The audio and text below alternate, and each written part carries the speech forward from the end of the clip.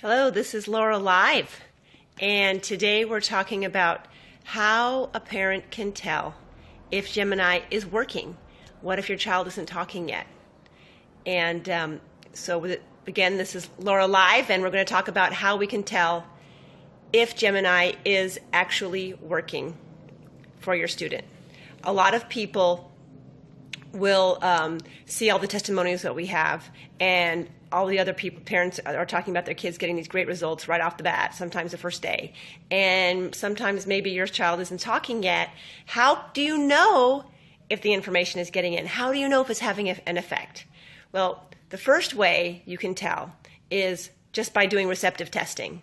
You want to make sure that you start on a Monday and you test on a Friday, or one day a week you are taking out the flashcards. You can print them out of the session, or you're using the platform itself to test receptively to see if the child's understanding. That's the first way.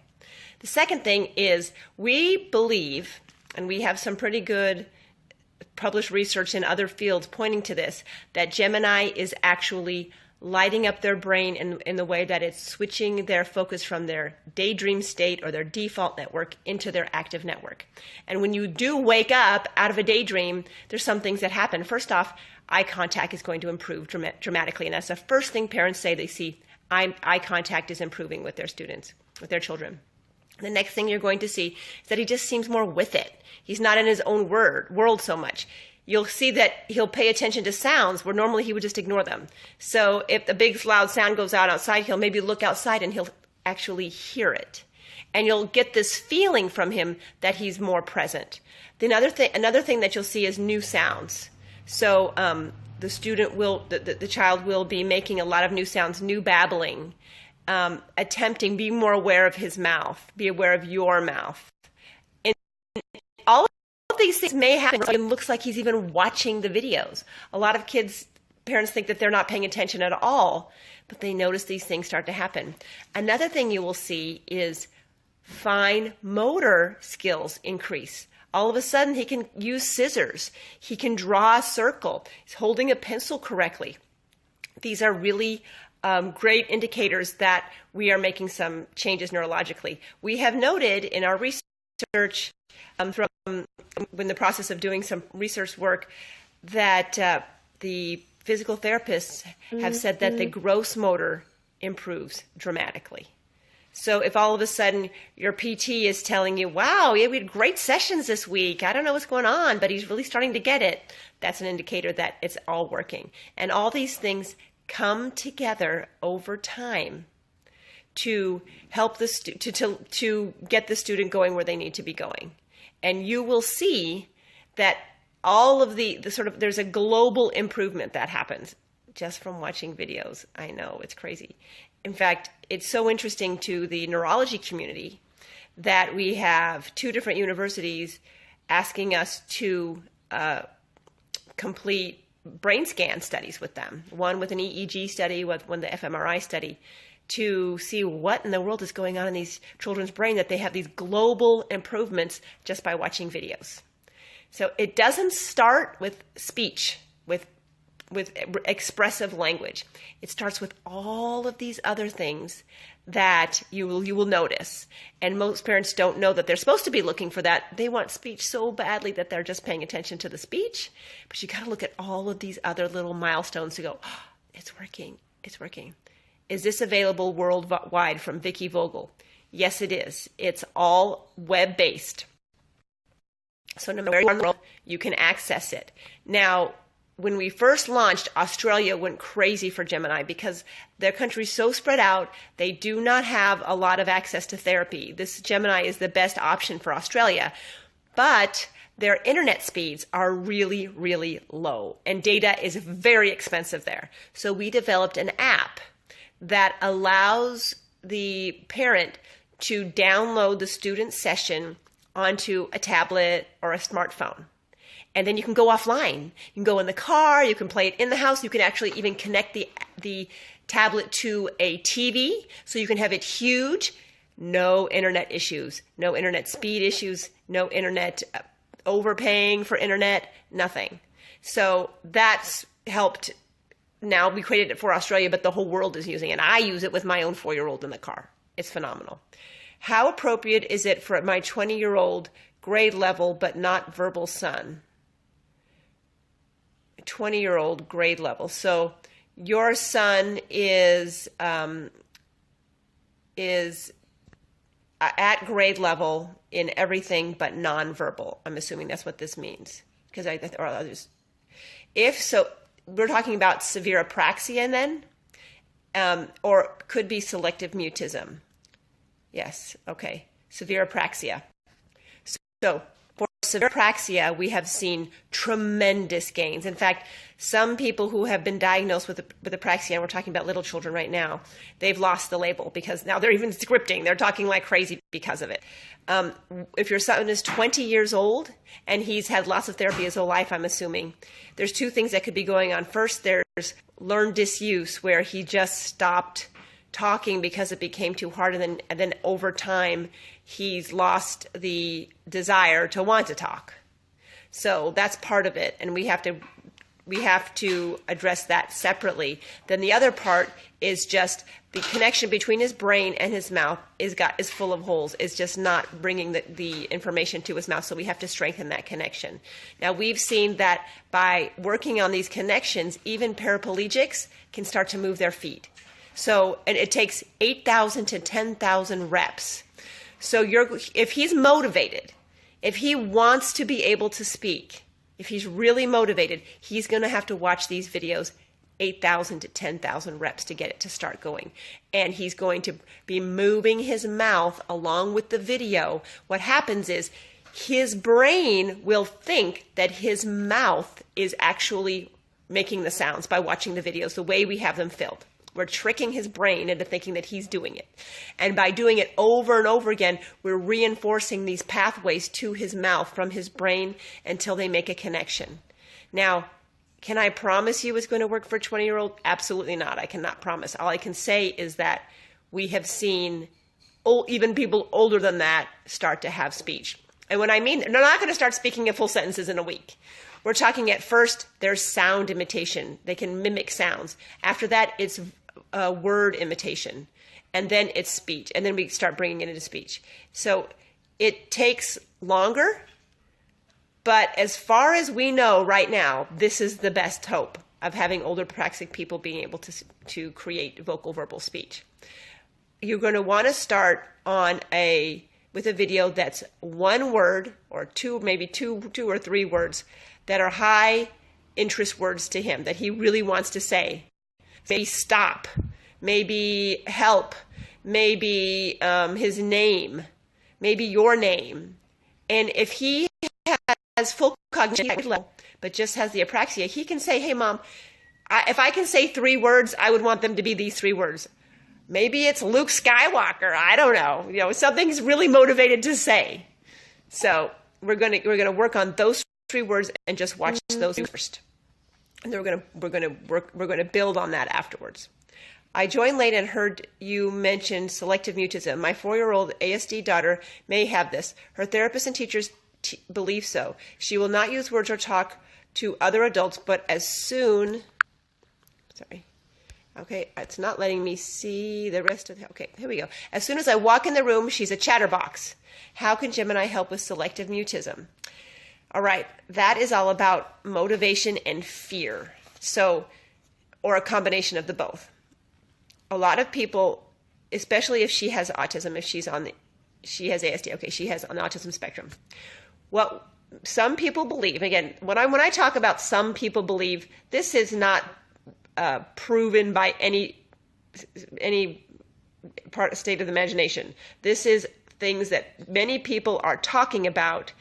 There seems to be backup in other levels of science, and it makes sense. So when we're talking about this right now with selective mutism, we're talking about the fear response. It's known that people with autism have high anxiety levels. They're fearful of things, very fearful of things that would not even bother us, that we wouldn't even think are scary. So if you think about if someone's living in a dream, dreams can be really scary. They're called nightmares, right? So if you're living in a dream and the world around you is confusing, and you can't control your own body like you can't in a dream, right? You can't scream when you want to, you can't run when you want to. So you're in there, and lots of older people with autism describe themselves as being trapped in their own body, that they can't control it. It's exactly the way we feel when we're dreaming. So if you have a child who's stuck in a daydream and all of these new people are coming around, she's unsure, her cortisol levels go through the roof, and she can't talk, she's just frozen in fear. That is, in my opinion, that's what's going on more likely than with selective mutism. Some people think that it's like extreme stubbornness, that they don't want to talk, and I just don't believe that. I believe it's fear. So if we can decrease those cortisol levels so that she's not afraid, we'll be able to see her speak more. By getting her inner active brain, getting her out of that fear place, she's going to be able to talk. And she's not going to be so worried about it. So I really think that we should start just use Gemini to get her receptively. You know what she can say. So don't teach her things that she already can say. We're not worried about that. We're worried about her fear. So if you're going to create a session, create things that she doesn't know yet. So she's learning and not bored to death. One of the problems and the mistakes that people make with selective mutism is to treat it as if it's apraxia, and to teach and go back to making sounds, to working on basic labels, and as if you would treat apraxia, and that's not the problem. They are able to create speech. So teach her new things, and in the meantime, we'll be trying to light up that active brain to get those down. My son is 6, and he had brain injury during birth. We have severe delayed speech. He can speak 150 words and understand a bit more. He is also very active, and I'm not sure how he will sit still through the session. So what you're going to want to do, Sarah, is go through Quick Start and find the things in Quick Start that he doesn't know. And Quick Start has about 1,000 different words in it, and it's a basic preschool vocabulary. So colors, numbers, shapes, simple sentences, lots of stuff in there. And so you're going to want to go through Quick Start and teach him all of the things that are in there. If he doesn't sit still, oh my gosh, Gemini is the only thing that works for kids that don't sit still. Because you can just put it on a big screen. You download the app on your tablet or stream it from Chromecast or Apple TV onto your big screen in the living room, and he'll pop by once in a while and take a look and then leave and then, come back and take another look. You can put it on while he's eating. You know how many of us will read the back of a box of cereal, tongue twister, just when we're eating, just mindlessly read it. It's something to do while you're eating. So you can put it on a laptop at the table while he's eating. You can put his chair in front of the TV in your living room while he's eating. I know you don't want to make a mess, but desperate times call for desperate measures. Or put it on in the car. Put a tablet holder on the back of the seat and just have him watch it then. He doesn't have to be an audience. He doesn't. Just seeing it once in a while is going to be enough. And even hearing it, if it's playing in the house, just hearing it's going to be fine. 5-year-old boy with autism repeats lots of what he hears on Gemini, but we can't get him to answer, "What's your name?" He has watched Gemini videos of this many times. Any suggestions? So he've watched the "What's your name?" He is not getting it that it's a question to him. There may be a theory of mind issue where he's seeing that the actors acted out on stage, and even though his name is being said, he's not that kid. This happens very rarely, very rarely. 99% of the time, kids can generalize that their name. But if he's still at the point now where he's not putting himself in that other person's position, then you're going to create your own video and you're going to insert it into this session. So you're going to have a video, and you're going to shake his hand and say, "What's your name?" And you're going to have somebody behind him, like his dad, shaking your hand saying, "His name is," oops, I forgot his name. Is his name? Nope, we don't know his name. Let's say Jason. "His name is Jason." And then you're going to say, "Jason," say, "My name is Jason." And that's all you have to say. And then he's going to play the new video. It's going to be inserted into the session where we say, "What's your name?" "My name is Jason." And we're going to see if he can, by doing that, watching himself there, if he can make that epiphany, "Oh, they're talking about me. I'm supposed to say, 'My name is Jason.'" Try that first. And if you want to know how to upload your video, you just shoot the video on your phone, and you can upload it to your Gemini account. It's easier if you transfer it from the phone to the computer and then upload it into the account from the computer. It takes me 5 minutes to do this. It's very quick. And then it would go into your My Sessions category, My Videos category, and then you can upload it into your session edit to the session. Let us know how that works. Try it for a week. If he's still not getting it, we're going to go on to plan B, but let us know how that works. My 5-year-old son with ASD will repeat but won't talk unless it's repeating. So he can talk but doesn't seem to understand. Will Gemini help? Yes, so that's called echolalia or scripting. And yes, Gemini is phenomenal at that. So we've got, for 2 things, we've got proximate echolalia, which is he repeats the last thing you say. Do you want to go to the beach? Want to go to the beach instead of yes, right? For that, you're going to want to teach him or let him see the session on Quick Start called Echolalia Busters. And that will teach him the prompt, no repeating, answer the question, and yes and no. So he watched that. Many children, many. I mean, we're talking like in the thousands of children who have severe echolalia problems watch that video, and within 1 day, they stop echoing. Now, they still kind of have the habit, but as long as you just give them the prompt, no repeating, they go, oh yeah, okay, sorry, I shouldn't do that. Yeah, yes or no. Now, after that, we've got delayed echolalia, which is scripting, where they're just sort of like singing a song in their head, but it's coming out their mouth, and it's not a song, it's scripts of what they've heard before. That's harder to treat, but but we can do it. I didn't say it's harder. It's easy. It just takes a lot of effort. It takes a long time. So what you do is you first have to make sure that they have a lot of receptive language, so they understand what you're asking them. So you're going to not worry so much about the scripting right away until they get through Quick Start language and they understand everything in there. And they can start having more expressive language, because then we're going to teach them, tell me 3 things. So when they're scripting about something they've heard before, if this is a commercial about cars, like it's a car lot commercial, they're scripting it. Say, oh, Jason, tell me 3 things about CarMax. And then they'll have to stop. There's cars. You're driving cars. Cars are yellow. Maybe he likes yellow cars. I don't know. He needs to stop and think about it. And the minute he has to stop and tell you 3 things, he is engaged in his active network and he's waking up. And so we are pulling him over to that active network. And every time he does that, the default network is less and less of a magnet. And it's a pain in the network. It's difficult. It's uncomfortable. He's not going to want to constantly tell you 3 things. He's going to be more aware of when he's scripting. And what happens is he'll start doing it when you're not around, like to try to hide from you. And when he's doing that and he's thinking about it and being deliberate, it's not a stimmy thing anymore. It's just a habit. And that's what we're trying to get it out from, that stim area of the brain, which is the default network. Excuse me. Whew. So I just got a little something in my throat. So that's going to be the best way to him. But before you can get to the tell me 3 things, you're going to have to make sure he has a lot of language from Quick Start. So you know what? Work on the proximate echolalia with the questions, and don't worry about the scripting until he has enough language where he can answer tell me 3 things, because you can hit it hard. You can get rid of it in about 2 months if you really, really hit it hard. And once you get to that point, let us know, and we'll give you some pointers what to do. You're going to want him I'll tell you right now, actually. You want to keep him engaged in his active network as much as possible so that he doesn't script. You want to put him on balance boards. You want to take him swimming. You want to give him a remote control car. You want to take him running. You want to roughhouse play with him. Keep him as active and off balance as much as possible, because you can't do all of those things in your default network because you fall down or you drown. You have to be awake for those things, and it will reinforce his active network.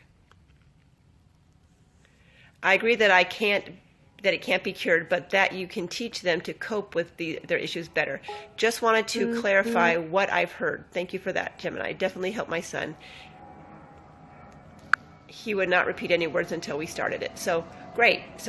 And I know I know autism can't be cured. It's a genetic predisposition. So you're going to always have the genes. You're always going to have the predisposition towards it. But you can become less and less symptomatic without losing the wonderful perspective that being on the spectrum gives you. It's best if you can retain that and also being functional in our world, if you can live in both worlds. And that's the goal of all of us. We don't want to get rid of autism. We want to help people who have those genes, that genetic predisposition, to be able to live independently and live in our world, because they're going to be much happier that way. And they have a lot to offer, but from just having a different perspective. So it's never my idea to stomp out autism or anything like that. My own children who are on the spectrum are still on the spectrum. They're just very functional, and they can think in ways completely differently than I think. They come up with things like, one of them said, Mom, every other moon in the solar system has a name. Ours is just called Moon. You're right. That's weird. Why doesn't our moon have a name? I know a typical person wouldn't notice that. Someone on the spectrum thinks about things like that.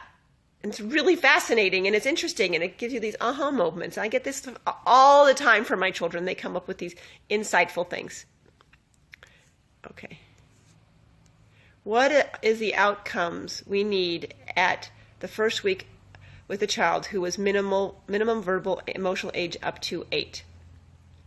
So what you're looking at for the very first week, I'm not so much about the student as about the parents. I want to see the parents set up a routine the first week. And that's why we have this program set up as the way we do, is that you get on a call and you make a call. So the hardest thing about Gemini is not really have anything to do with the student. It has to do with the parents. It has to do about making a routine. So whatever your routine is now, think about how you can insert Gemini into that. Playing it in the living room on a big screen, having it watched on a laptop while you're eating breakfast, playing it in the car. Now, some students don't ever leave the house, or they do, it's just to the park and back. They're not driving around in the car. For them, you're going to think of a different routine. And whoever you're with on the phone, when you make that first call, will be able to talk to you. Okay, what do you do? Okay, let's think about this strategically. Take that first week and make it a successful viewing week. Get it into your routine. After that, as far as the student goes, you're going to want to see that he has increased eye contact, that he's new sounds, that he seems more present, all these nonverbal things, and doing things that, like, you'll find yourself saying, that's funny. You never did that before. And when you find yourself saying, wow, I've never seen that before, you know it's working. Like, maybe all of a sudden, you've been showing him how to take his coat and hang it up on a hook his whole life, and he just always throws it on the floor. All of a sudden, he takes off his coat and he puts it on the hook. Like, never done that before. Or has better eating habits. He's not just picking. He actually will eat. Or sleeping better. A lot of people talk about children sleeping better doing this. Anything that makes you stop and think, that's different, that's Gemini. It's working. Okay. How long can you start using Gemini with children? 2-year-old with ASD here, no words other than no and mum. Lots of mumbling. Will Gemini help at such a young age? Absolutely.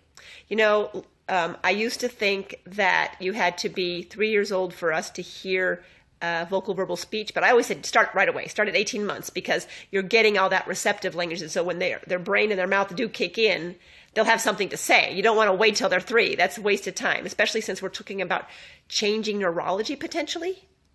Why would you put that off? You want to keep that going. But now, since we've been using it with thousands of people, we got these 2-year-olds who start to talk right away. Not everybody, but a bunch. So I blew that out of the water. Like, okay, you never know. But even at this young age, 18 months old, I know some people have had diagnosed or had thoughts even when the children are 12 months old. Even at that young age, if you think, a doctor once told me, parents are so inclined to overthink, or to look over rather, all of their children's deficits and make excuses for them, that if a parent thinks that there's a problem, it's so contrary to our nature as parents, there is definitely a problem. And don't let anybody tell you there's not a problem. There's a problem. Okay? If you feel it, it exists. If you feel it at 12 months old, it exists. Start using Gemini right away. The parents who are starting from that early age, 18 months, 2 years old, the kids, this has now been, we've launched for now 2.5 years, the kids are going into mainstream and preschool without a diagnosis. It's happening more and more now because we've been around long enough to see this happening. It's exciting. I always knew it was going to happen. I expected this. But now we have the proof it's actually happening. Start right away. And again, don't expect him to start talking right away, but maybe make animal noises. Maybe make the animal signs, and that's why we have those signs in there, because those are easier for the children to do rather than vocal verbal speech. Maybe make some new sounds out of his mouth. You'll see eye contact improve. You'll see he seems more present. If he's a video kid and he watches videos all day, you may have some pushback. You will have some pushback. He's not going to like Gemini. He's going to watch his Mickey Mouse or whatever he's been watching. So you just have to put up with it. Once he realizes this is routine, this is what we do, the tantruming will stop, and it may take a month. It may take 2 months. Just fight through it, but it'll be worth it. These live videos are very informative. We are having similar issues with my 3-year-old ASD son with learning names. We have the What's Your Name videos for himself and his brother and other family members. Sorry. It will not let me see the rest of the comment. I can see the rest of the comment for some reason. So, sorry about that. I can't read it. Same here with therapists and other tools. It was a year ago we started with Gemini before diagnosis. We use it in conjunction with other tools as well. We currently are not using it, but I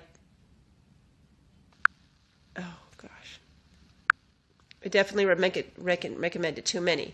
So I don't know how old your child is, but I would suggest to get back on Gemini and start using it again. The reason why people fall off of it, some people, even when they see it's working, they'll cancel because, especially in the United States, our children have so much therapy during the day, they think, I can't fit it in anymore. I just can't.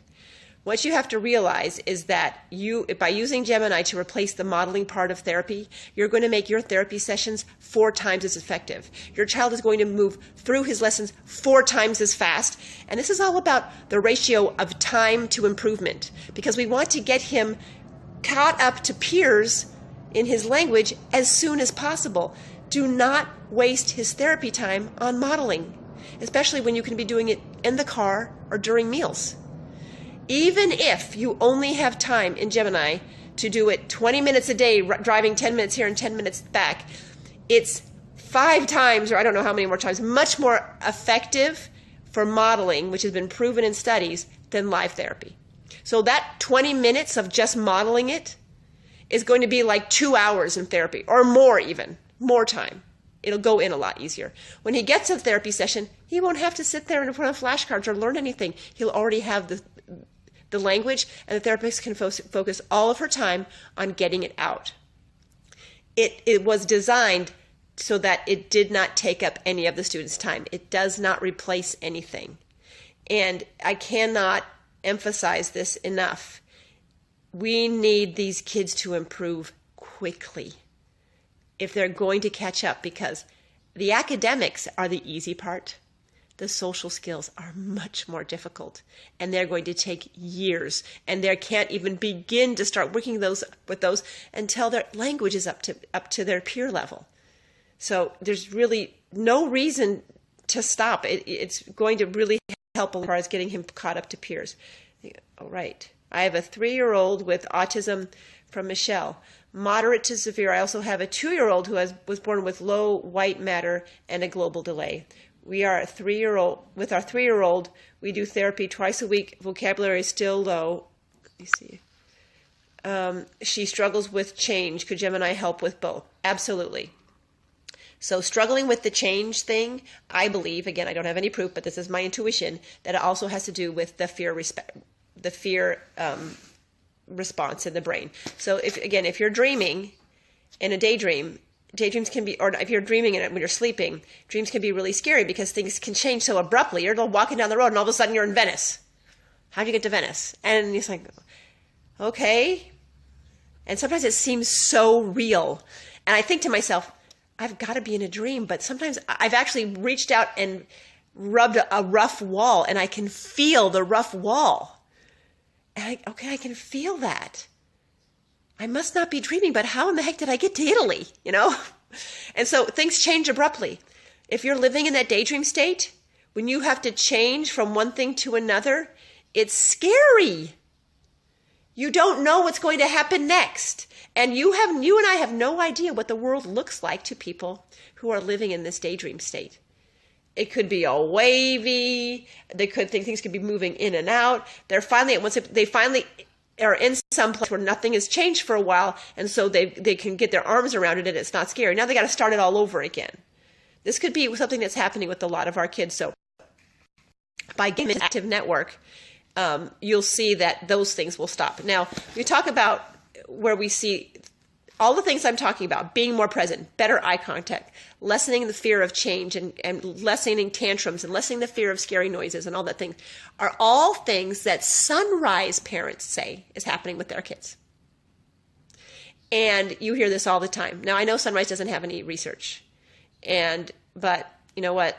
Sometimes you have a massive amount of parents saying something. You got to look and see what they're saying. And I've talked to people in the ABA community and the neurologists saying, yeah, we need to look into Sunrise because there's just all these testimonials. We really wish they had more research. Well, the reason why they're doing it is the reason why they started PRT and ABA. The reason why it works is because you are engaging that active network all the time. And with Sunrise, the methodology is keep them playing, engage with you every waking minute. And you're going to light up that active network. Now, a combination. Now, the problem with Sunrise is that there's just not enough time to do both. There's not enough time to teach language and to be playing with them all day long. And so when I hear from Sunrise parents that they have all these great skills as far as their eye contact and they're more present and the fear is stopped and everything, but their language is still really low. It's the opposite with ABA. It says language is doing great, but they have all those other issues. PRT kind of mixed the two together so that you see incremental improvements altogether. But most kids in a PRT program are only there for a couple hours. And they need to have that active brain engaged as much as possible. So the combination of active play, as much play as you can do, keeping them off balance, and watching Gemini videos for learning that language piece is going to help the child with the 2-year-old, because we're going to be able to target her brain in a way where she'll be able to understand things a lot easier with Gemini. So we're going to get a receptive language back up faster. Start connecting the brain and the mouth, so when she does start to talk, it'll be easier for her. And the 3-year-old will be more in his active brain and will start to. It'll be great for both of them. And the great thing about it is you can have them watch together. So, like I had twins, they watched in their high chairs together. I cannot speak enough about high chairs. High chairs are your friends. I know a lot of our kids with ASD don't like high chairs, and so they're running around all the time.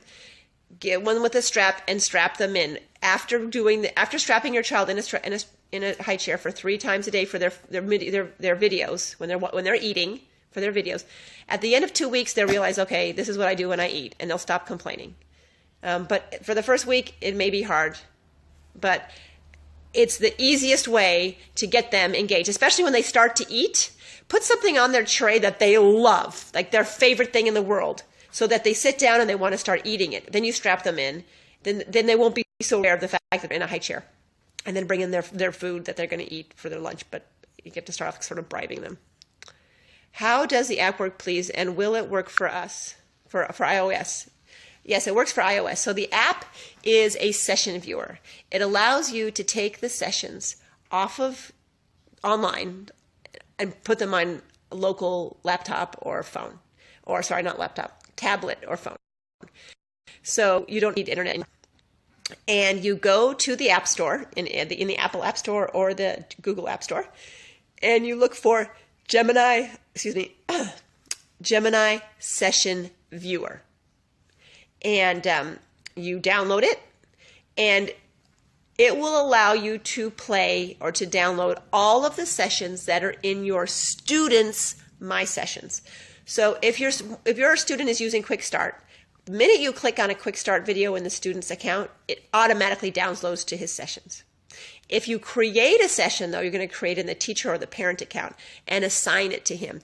If you forget to assign it to him, it's going to be stuck in the parent account and it will not show up on the app when you try to download it. So make sure that whatever sessions you're working on, you want him to use are in his account, in the student's My Sessions.